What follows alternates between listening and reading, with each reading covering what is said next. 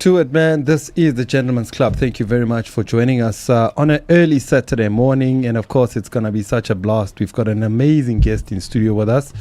And I'm going to tell you about him, gentlemen. Are you guys ready for this conversation, man? We're going to be, we were talking the issue of leadership earlier on to say what needs to be done. And this gent right here is going to talk to us about so much more. And we want to have him as our guest speaker when we launch the Gentleman's Club on the 24th. Yes, sir. Definitely. So you'll hear all about him, man. So let me tell you about the company he represents. It's called Lead Influence. So I'm going to tell you about Didier Mbayo. Is an accredited John Maxwell coach who provides tailor-made programs that encompass the best of John Maxwell's teachings. Values-based, current best practices and life experiences to enhance the journey of self-discovery, improve performance and business excellence. He is the holder of Master in Communications Law from Wits University in Johannesburg. He has been a general counsel in the field of legal affairs and regulatory in the telecommunications industry for the past 15 years with outstanding results and performance with various employers. He overcame various challenging situations when moving to South Africa with less than $200 and a refugee document. He managed to learn English without going through a formal curriculum and completed a master's degree in law. Let's go. All right, man.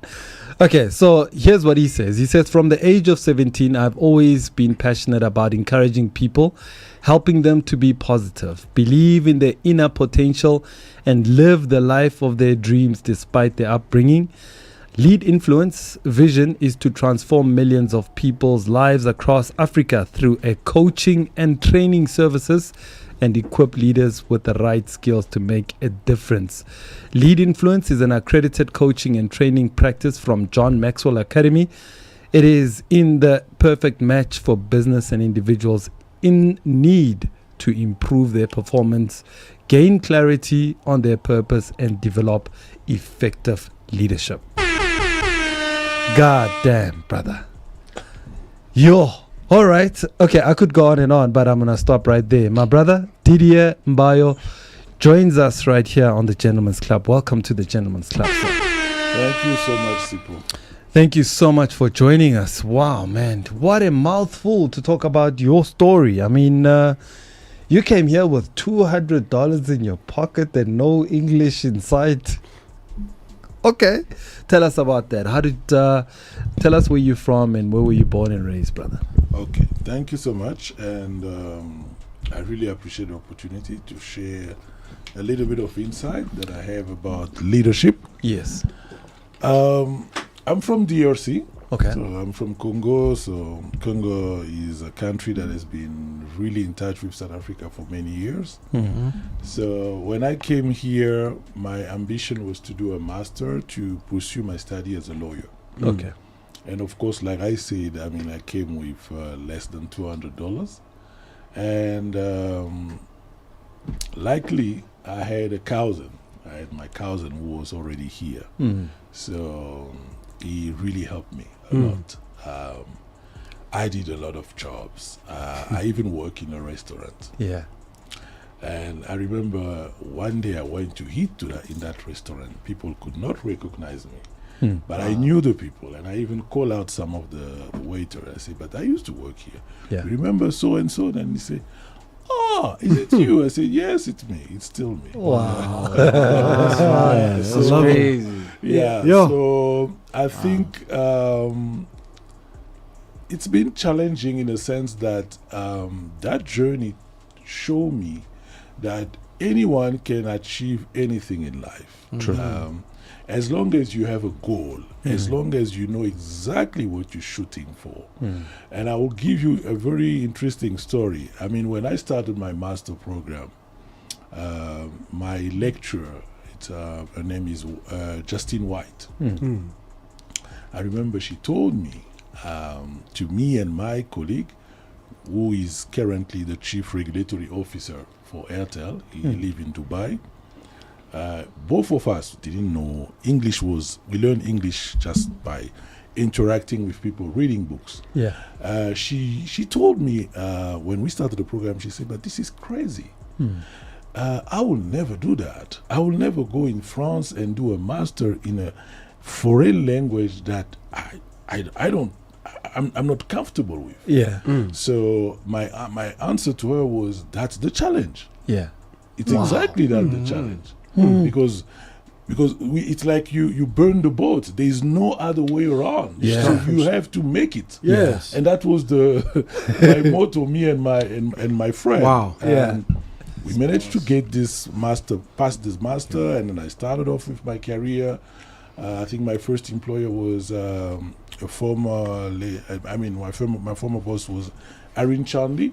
She's a very known lady in the business space. Yes. She really helped me a lot, because I was starting off in my career as a legal and regulatory affairs manager. And I work for Ericsson, and I work for, now I'm still working as a general counsel for an American company. So I would say everything that I've been through was for my good. Yes. You see in life, everything that you go through, whether it's adversity, I think there's a saying from Napoleon Hill. He says, every adversity carry with it the seed of an equal benefit. So everything we go through, there is always something good for you, as long as you are open to explore what actually is good for me in this situation. It may come as something that you don't like, but there is always something that you can learn. Absolutely. Yeah. Wow, powerful, man. All right, so when did you come to SA? Back in 2002, 2002. Yeah. So today I'm about, I can say, 23 years. Yeah. This is my second home. So I don't, I'm really in here, and sometimes even when you go back home, because I go back home often because I do train some of the major corporation there. Yes. I do training, but sometimes you are home, but you feel like I need to go back to SA. No way. You're not used to the way people do things. Yeah. So why South Africa? Why? I always ask people, why did you choose this little country on the southern tip of the continent?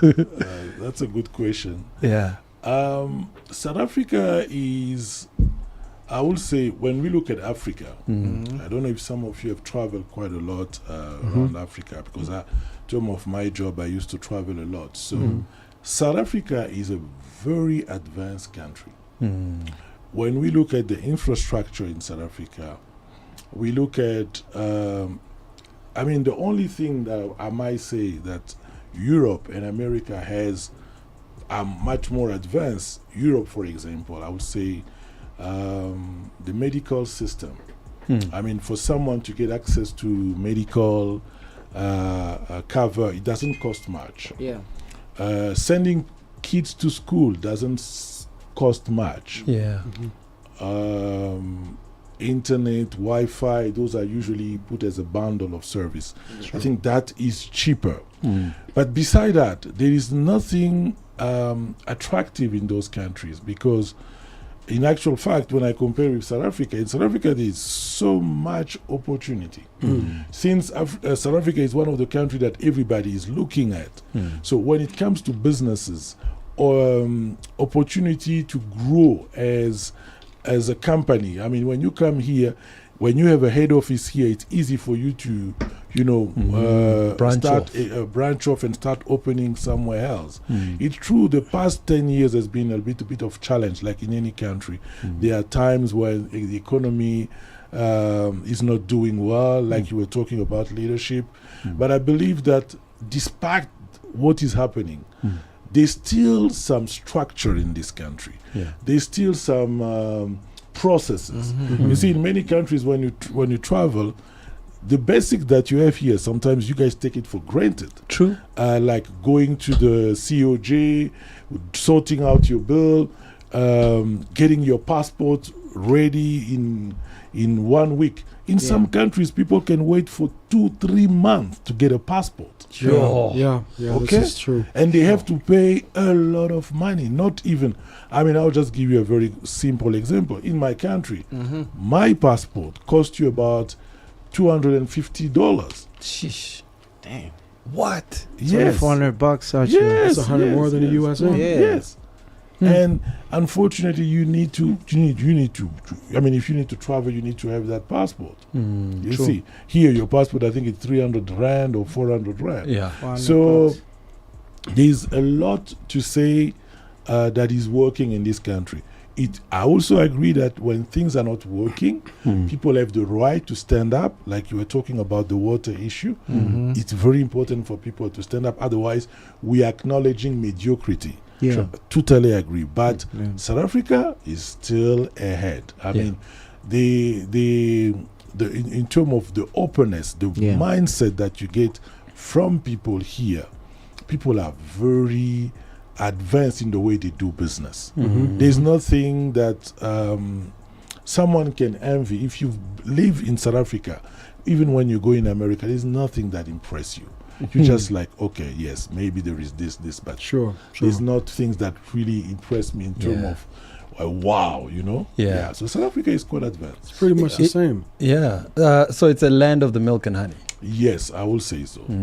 Yeah. And it's a pity that many of us South African born don't appreciate it. We're the first ones to complain about everything wrong without even seeing How a good. list of good things that we have. I think you get it fair though, because in America it's the same thing. People in the United States have no idea how much the majority of the country is in the top 15% of the wealth in the world. If you look at South Africa in comparison to the other 53 countries in the diaspora, right, it is in position probably the best of totality of opportunities. So it's compatible with the United States, very much so. Sure. So I think there's a lot to be developed and desired. When I ask that question, what do you do to solve the problem? I think the ability to sit down and have dialogue is the first possibility. So I wanted to speak to you about this John Maxwell Academy, because John Maxwell, I've been following him for some time. Okay. He's one of those teachers that has been very impressive over the years. Why John Maxwell? Why did you choose him, or how did he find you, or how did you find him?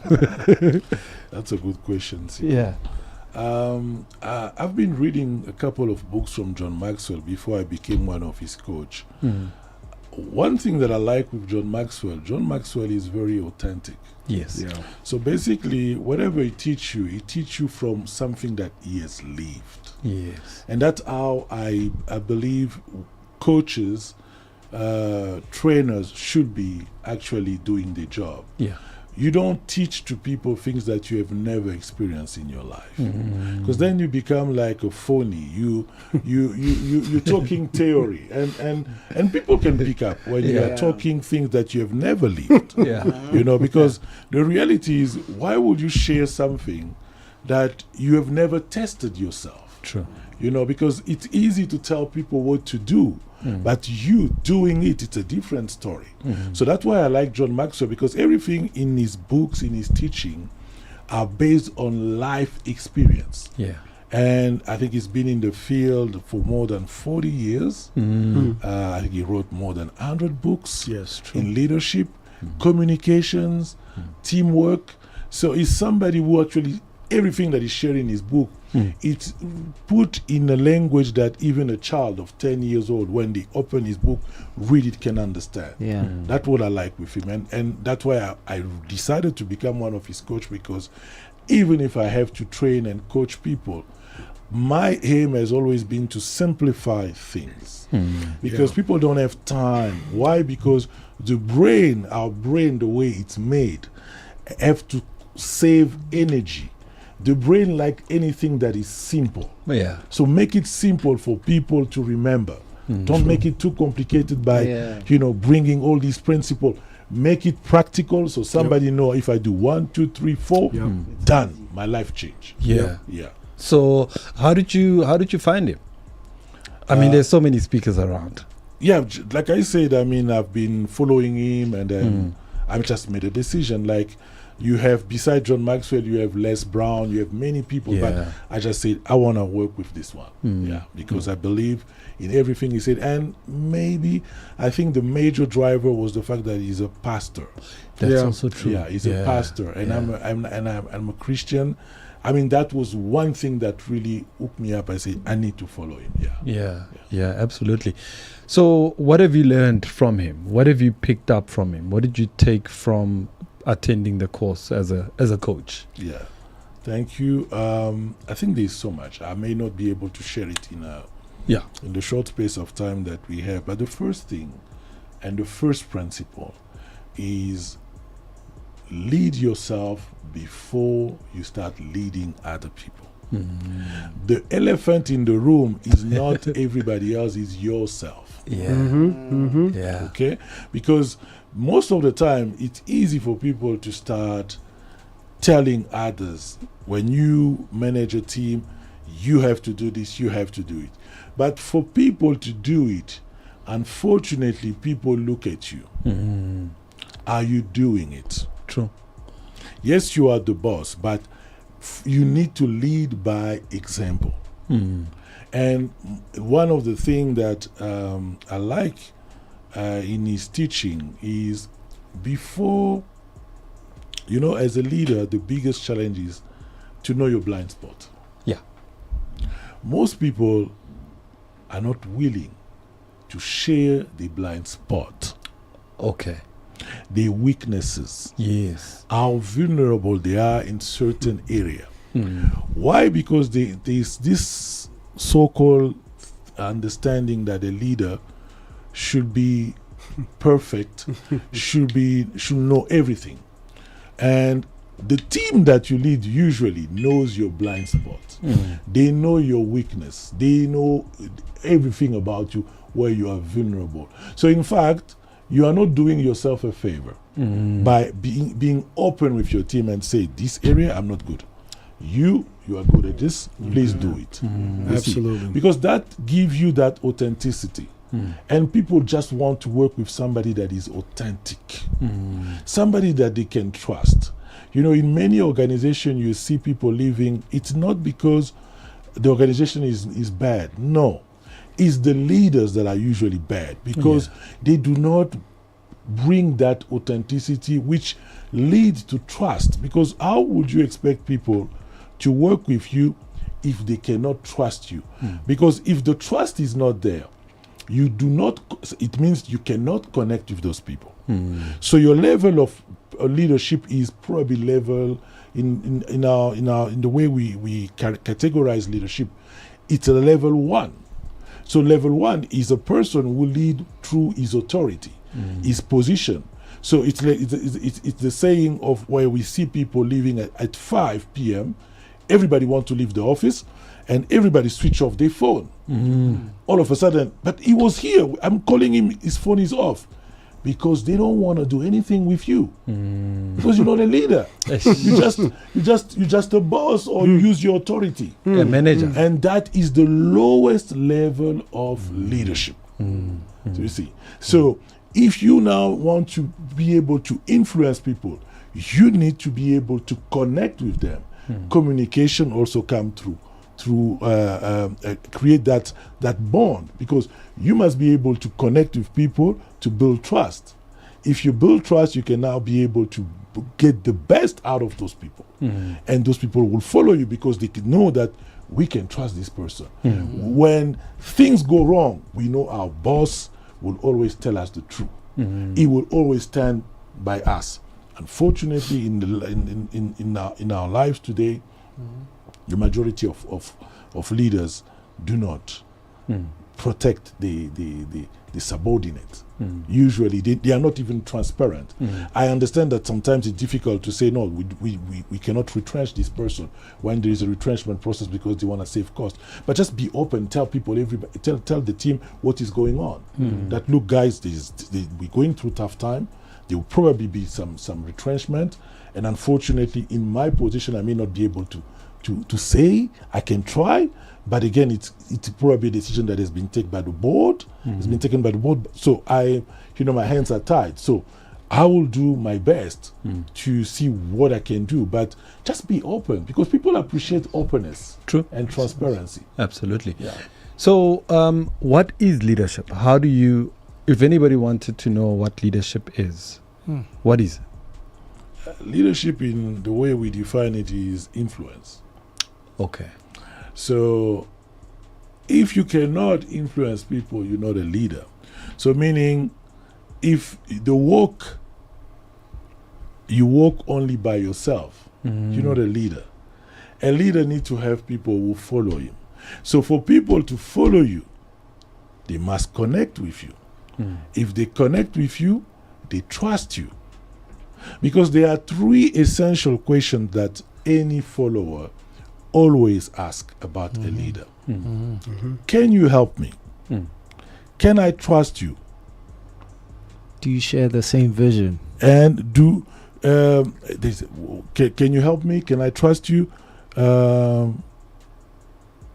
There's another question, but I need to remember which one. But these are 3 essential questions that a follower will always ask himself. Yes. That's true, because they put themselves first to say, what are the reasons why I must follow that person? Exactly. And if that person's not paying me a salary, maybe if they're paying your salary, they'll follow you. A little bit of motivation. Yeah. So just in terms of, I want us to listen to the sports. Rihanna standing by, but I just need you to answer this one quickly. Where are we getting it wrong in terms of leadership in the world today? Where are we standing? If you look at from Trump and all these other crazy boys with their toys from the north and the Russian guy, I mean, where are we in terms of leadership when you look at the leaders of the world?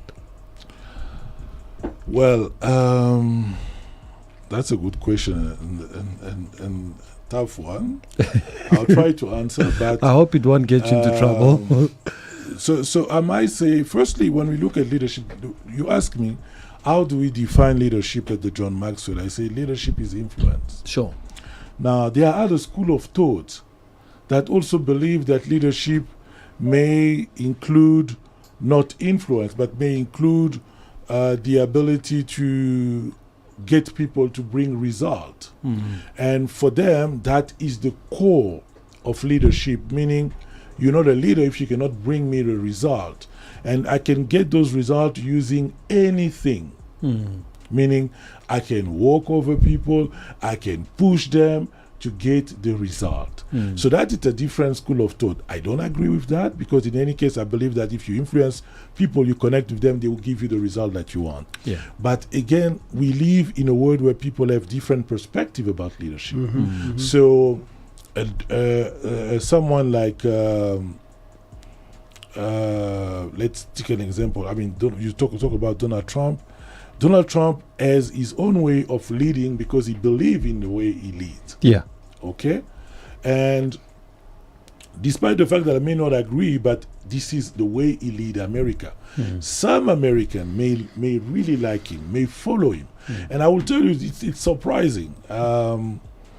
When I look at Donald Trump, I see someone that embeds the American people. That's why I was 100% sure that he will be re-elected. Because what he says is exactly what American people think. But some of them cannot say it out loud. But he say it, Yeah. So I think leadership, to some extent, I would say, has become too self-centered. Okay. Because the expectation was that leaders should take into account the people that they lead. Because there is no leadership if you're not, if people are not following you and you're not changing people's life. And unfortunately, we live in a world where everything is self-centered. Leaders are pushing their political party agenda, unfortunately, because they've been elected by a party to pursue a certain agenda. So that is the challenge, I might say. Absolutely. All right. So very powerful conversations right here with our guest. And of course, if you just tuned in, thank you very much for doing so. Our guest is Brother Didier Mbayo, who is an accredited John Maxwell coach who provides tailor-made programs that encompass the best of John Maxwell's teaching. So we're going to talk a little bit more. Rihanna is standing by to just give us an update with regards to what's happening with the world of health and fitness and wellness. And of course, we're all about health and wellness. We really just want to push as many guys as possible to get into the gym, man, get into training, getting into walking. Often, yesterday I was at another session. This girl's like, yo, so why are you like sort of aging backwards? I'm like, I'm not aging backwards. I'm just walking and I'm training and I'm eating properly, man. That's how you got to do it. You know, there's no silver bullet to this thing, but except to just hard work. So Rihanna's standing by. She gives us a lot of tips. And of course, I listen to what she has to say because she's my personal coach like that. Good morning, Rihanna. Good morning, Uncle Zach, and to all of the Bogart radio listeners. I am Rihanna, your health expert. And this week, I want to share with you, in case you have a goal to run 5 kilometers without stopping. The first week that I would encourage you to do is to run 1 kilometer without stopping. Now, the goal is to continuously move. And even if you are running slowly, you are still making progress. In week number 2, increase that distance to a mile distance, meaning 1.6 kilometers of running. Again, even if you are running slow, it's still progress. So what will happen is each week you're just increasing the distance by 500 meters or even a kilometer, and continuously remind yourself that this is a progression so that when you do the 5 kilometer run, it's going to be easy. Your recovery is a lot faster and you will feel so much fitter and stronger. But the key here is to constantly increase the distance each week and to stay consistent. Remember to eat for performance, to fuel your body correctly so that you can have a comfortable 5 kilometer run.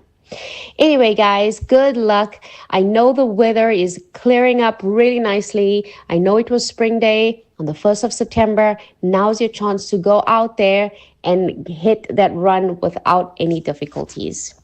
All right, guys, have a good weekend. Speak to you soon. Thank you very much, Rihanna. Thank you very much for that. Shout out to you. Rihanna is all the way from Dubai. Thank you so much for giving us a health update. How do you stay fit? How do you work out? What do you do? Do you have a program of some sort? That's a good question, Sipo. I've been exercising for the past. Well, let me put it this way. I've always loved sport from a younger age. Okay. So it has never been a burden for me to exercise, in fact. I used to run when I was young a lot, and I still run until today. I usually run about 5 to 10K. Okay.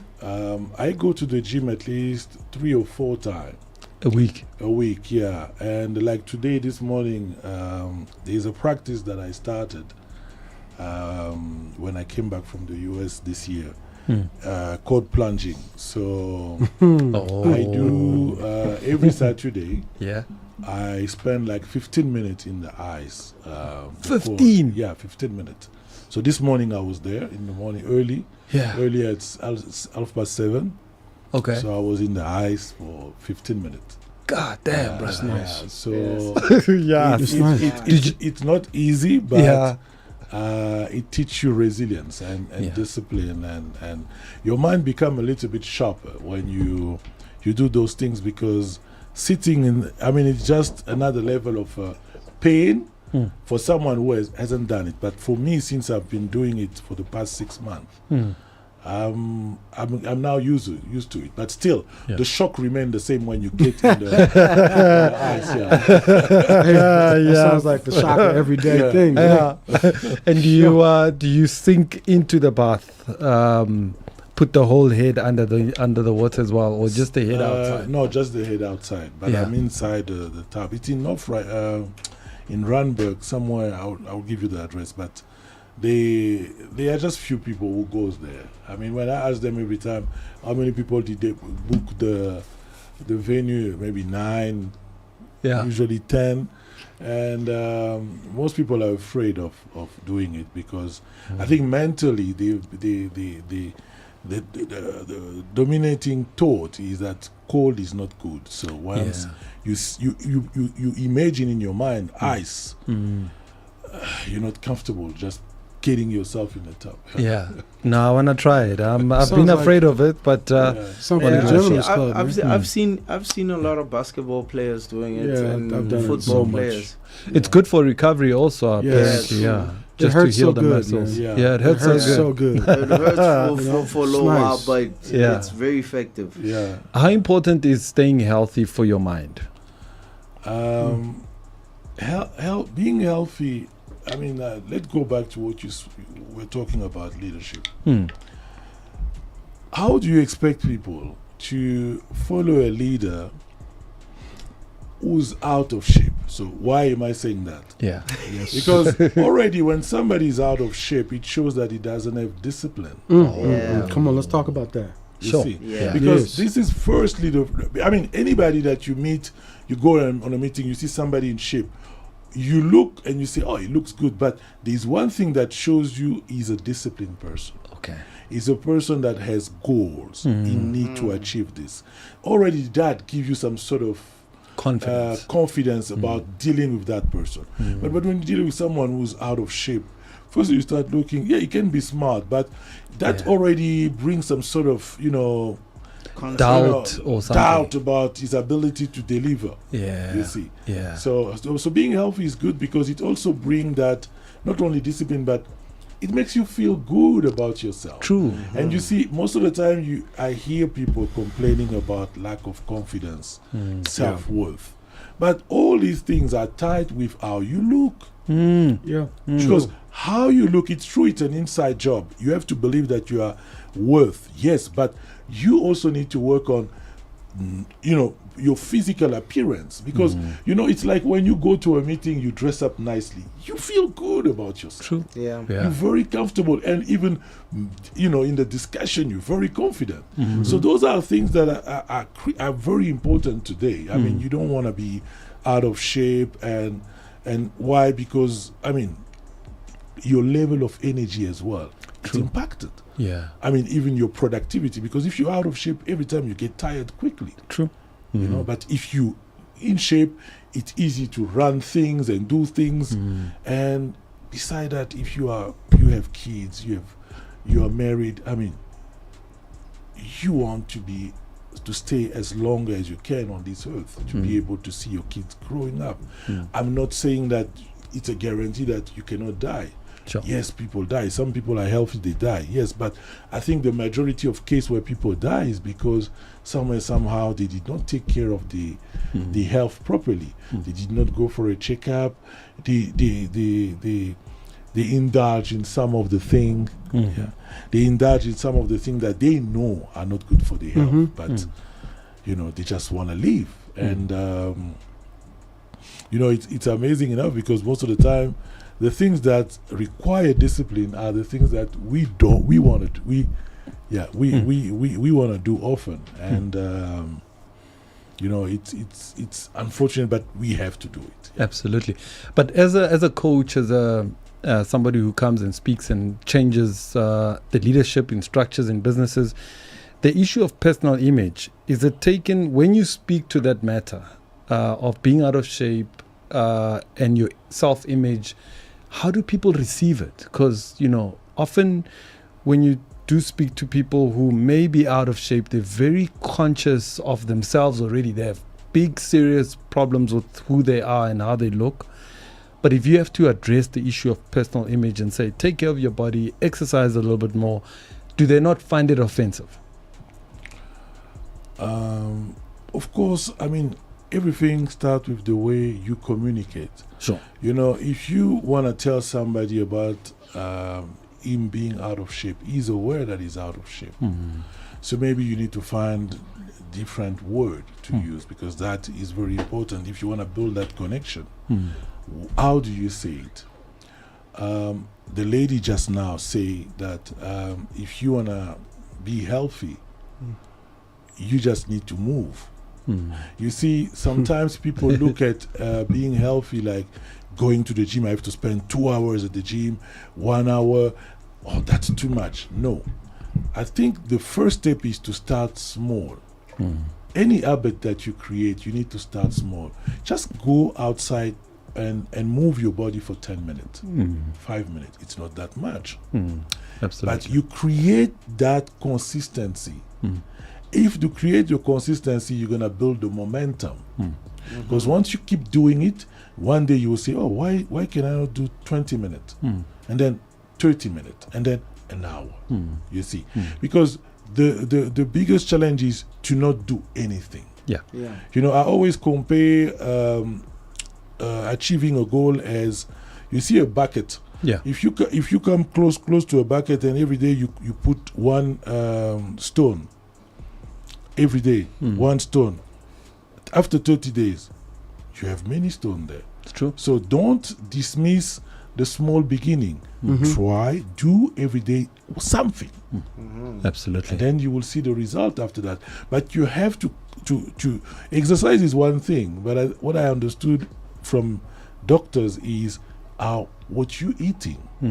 That's where the challenge is, because most people want to eat the good food, but in the good food as you age, it's not proper to some extent, so you need to cut down on some of the things.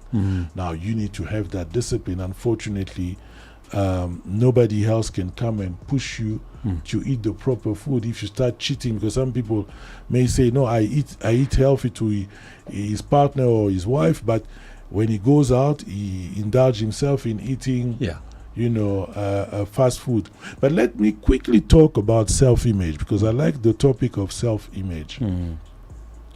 Self-image is important because self-image set the ceiling as to what you can do in life. Because you see, when people are not dealing with other human beings, when they sit in the quiet room, what is that image that comes to you every time about you? Are you a winner or are you a failure? Because that is a conversation that you have with yourself. And unfortunately, the self-image is something that has happened as a result of your experience, your emotions, things that you've been exposed in the past. And it's strong enough. It's like the self-image is like, I'll give you the example of a plane. When a plane leaves OR Tambo with the destination Paris, for example, the plane in the sky can have turbulence, but it will ultimately reach Paris. Now, it's the same with your self-image. If you never see yourself as a 7-figure earner, you will never have the 7-figure. You can talk to people, you can meet people with all opportunity, but because you never see yourself as a person who can earn 7-figure, you will either self-sabotage yourself. It's very important, because most of the time people think, no, but I don't understand, it's like I have a curse. No. It's the you. curse is you. You have to change your image. See yourself as a winner. See yourself as somebody who can have that kind of money. See yourself as somebody who can achieve all these things that you put in your bucket list. Immediately, you're going to be able to act, because we are, as a human, we have to think. How I think determine how I feel. True. How I feel determine how I act. How I act determine the result I get. So if in the thinking I see myself as a failure, then you act out. You understand? Yeah.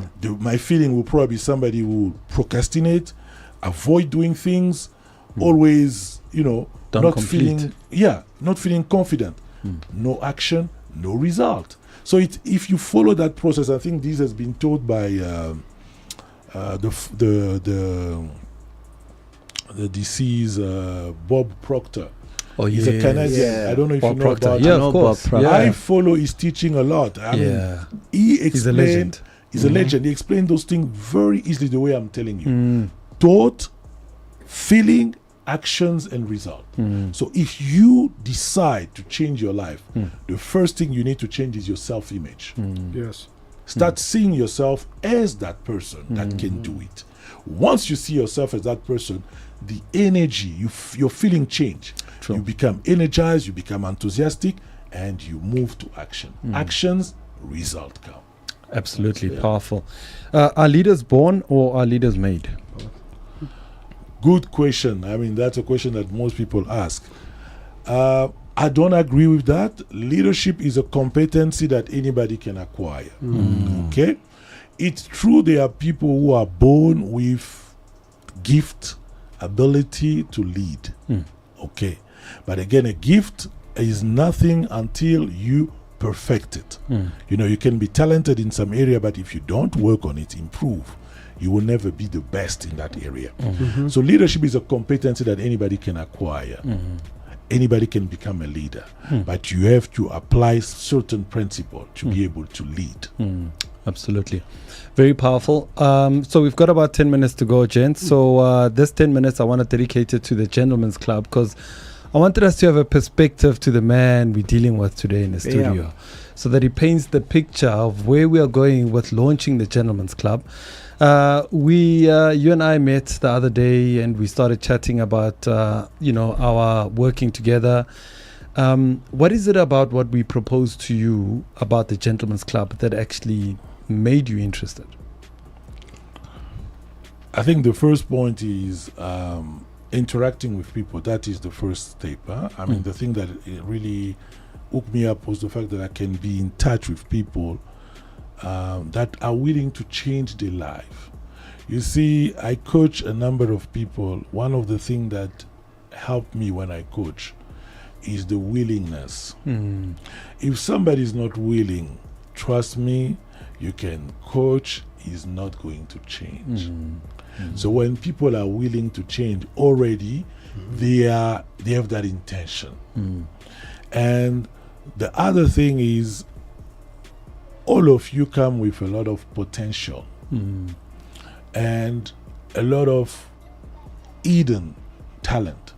So I believe that this exchange will also help me also, because you see sometimes we think when somebody is a coach or a mentor, he doesn't learn from his mentee. No. Or a coach, we do learn from the people we coach and mentor. Sometimes they even challenge us. Because you can have somebody that you coach and mentor, and that person even go ahead of you. So they teach you also something. So I think it's just a matter of being able to be in an environment where we can all learn, we can all grow, and that's how I see it. Not an environment, and I don't like being in an environment where you are the only one who seems to be ahead, who knows everything. No, there is no such things in the environment that we live in. You may know something that I don't know. It's not because I'm a coach that I'm supposed to know everything. No. Absolutely. How do you balance between being a coach, doing what you do, and doing your work as a legal profession? It is challenging in the sense that, especially when what I do with all my coaches, I'm a coachee. I always put the time for me to do the coaching outside my working hours. Because firstly, you need to respect the time you dedicated to your company. And I only do it outside my working hours, because otherwise it's going to be a conflict of interest. And I think the most important thing for effectiveness is how you plan your day. So usually on a Sunday, I sit down and I look at my calendar for the whole week. Ahead, I already map out my meetings, things that I need to do. And I also sync it with my phone. So I get reminder every time that tomorrow you have this meeting with this individual at this time. So at least I cannot come up with an excuse and say I cannot make it. So managing your time is very important, especially when you do what I'm doing, because otherwise you're gonna somehow neglect your duty as a coach, because somebody has paid for the coaching sessions, so you need to show up. So that is a challenge. I mean, my job, I like I said, I mean, I do this thing outside of my working hours, and when I'm in my job, I am fully in my job, because I believe I'm there to serve. I'm there to give 100% of why I've been appointed in that organization. So that's how I manage. But I think time management is a first important tool that I use. I think there is a tool that is called Eisenhower table. I don't know if you guys know about it. What is it called? Eisenhower table. No, I'm not The familiar Eisenhower with it. table is a table that the former president Eisenhower in the U.S. Yes. came up with, because a president of a country is a very busy man. So he decided to put 4 quadrants. In the 4 quadrant, the first quadrant is urgent stuff. Yes. The second quadrant is important. The third quadrant is not urgent and important. And then the last quadrant is not urgent, not important. Now, it's your job to know what are the things that are urgent and important. So it all boils back down to time management. Yes. Throughout those 4 quadrants. Yeah, in those 4 quadrants, because sometimes people look at urgent stuff as important. Yes. Urgent is what gets you to be reactive, and that's not the place to be.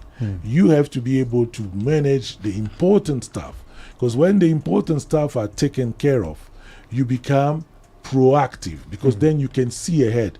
This may happen. This is what most of the organizations do when they have the first strategic meeting in January. They plan ahead. So they go in that quadrant, what is important for our organization this year. These are the goals. This is what we need to achieve. Therefore, our first quarter will be focusing on this. So we are not playing the reactive part, because most people sit in the reactive part where they expect, they wait for things to happen to react. Okay, so I use that tool a lot because it's very, very useful. You can check it on YouTube. They explain how to use it, but it helps you to really be laser focused, because your effectiveness is only based on you being able to focus on the main important stuff. You can't be doing everything. You can't. True. Yeah, absolutely. And I agree with you, and I've actually come across it and I've used it before. And now I just boil it down to a to-do list with my diary, and then I just tick off every day. And I'm like, things get done. Otherwise, you're going to go crazy. Yes. You're not going to fit everything in one day. Yeah, true. So what can people expect from you on the day of the launch? We want to get you to come and help us and address, the gents. It's our launch. We want to bring men together so that we create a safe space for men to talk. We found that, in fact, with us having many guests, we realized that men actually, we want to talk. Yeah. But we don't have the platforms to actually talk. And sometimes we don't want to talk to our friends. We don't want to talk to our partners or wives because of whatever reasons that we trying to hide. But we just need a safe space to get together and just be able to talk freely about things that affect us. So what can we expect from you? Well, now I'm throwing you into the lion's den right there. I would say in terms of my expectation is to know what are the issues that plague people, that keep them awake in the evening. They don't sleep. And that I would appreciate, Sipo, if you can just run some few questions just to get people to talk about what are the things that keep them awake. Yeah. Because to me, if I have to come and address them, there's no point of me addressing them based on my perspective, because I don't know what they're going through. For me to really relate to them, I need to know what are the struggle. What is it that really they need a solution on, that challenge them to the core. Once they can share those things ahead of our gathering, then I can be able to prepare And this should not be like a talk, like a speaker. No, for me, I believe we can engage in a discussion, in a forum where we debate, we exchange. I'll share my perspective being a coach, what are the best practice, but I need to know those issues. What are those issues actually that they struggle with? Absolutely. Yeah. Very powerful indeed. So anybody who wants to get a hold of you, do a coaching session, how do your coaching sessions work and how much are they? I usually coach people for a period of 12 months. Okay. Reason being, any person cannot change in 2-3 months. Remember, you are an habitual being. Yes, habits that you have built in for more than 30 years. You're not going to undo them in 2 months. No, that's unrealistic. So we have to work with you at least for 12 months. So I usually propose 6 months, and then we extend the 6 months. Because we can now be able to focus on you, to understand the challenge that you go through. We put a plan, and we now going to work, and I'm going to challenge you. I'm going to give you the tool that you need, but the work needs to be done by you, because you need to take ownership of the transformation. Usually people come and address us as coach. No, you have changed my life. I say, no, I didn't change your life. You changed your life because you literally decided to become a different person by implementing the thing that we have discussed. Because no change can happen until someone starts implementing. You see, so we work on a 6 month. Usually I have sessions my session lasts for 1.5 hours maximum. I have executives that I coach. We meet over on Google Meet or Zoom. Some of them like to meet face to face, and I have no problem. We can do it over lunch. I come to you and we can meet. So usually on a Saturday, we sit down and we talk, because some people are more comfortable, talking to you face to face as opposed to using Zoom. So they want to really have the feel. But I don't know if there's anything else that I need to. How much are your sessions? Yeah, I usually have a package. Okay. So for 6 months with me, I package it to 15,000 rand. So that's what I package, and every month we have one session, which is 1.5 hours. Why? Because we cannot meet more than that, because otherwise I'm just going to overload you. Because I need to give you time. When we have those sessions, when you go back to work on the things that you need to work on, then we can sit down again and rediscuss what are the progress, what are the bottleneck. But in between, I'm very accessible. You can call me if you face a bit of a challenge. You can call me anytime, and I will see what I can do and share a bit of wisdom and advice that I can give. Perfect. Gentlemen, we've come to the end of our show. It's been a fantastic conversation listening to you, sir. Thank you for a lot of insights. Very powerful. Definitely. Indeed. And of course, you can look forward to the launch of the Gentleman's Club on the 24th of September. It's going to be fire. Beautiful classic cars as well as those exotic cars, and of course great gents who are going to be in the presence. And of course Bogart Man is going to be there, and Bogart Man meaning our shoppers, our clients, our customers are also going to be there. So we look forward to that. Gentlemen, thank you very much for your time. And where can people get a hold of you? They can call me on my mobile. Okay. +27 71 473 5508. Okay. Anything on the socials? Yes, they can look for me on Instagram. It's Dierto, Dierto Mbayo. Okay. Got you. And on Facebook, it's Didier Mbayo. Yeah. Got you. This is good, man. Oh, man, this has been a powerful. Lot of insight. Brother. A lot of insight. So thank you very much, my dear sir. I have a lot of notes here because I like to study, so I'm listening. Thank you. Man, this has been the Gentleman's Club. Thank you very much for your time. Thank you very much, Feroza. We appreciate you, man. We're out.